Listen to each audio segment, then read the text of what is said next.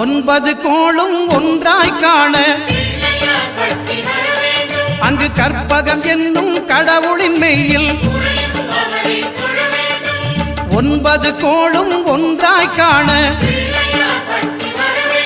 அங்கு கற்பகம் என்னும் கடவுளின் மெய்யில்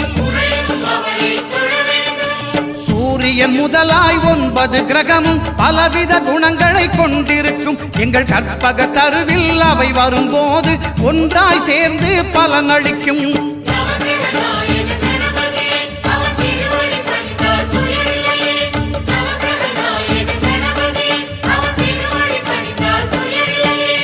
ஒன்பது கோளும் ஒன்றாய் காண அங்கு கற்பகம் என்னும் கடவுளின் மெய்யில்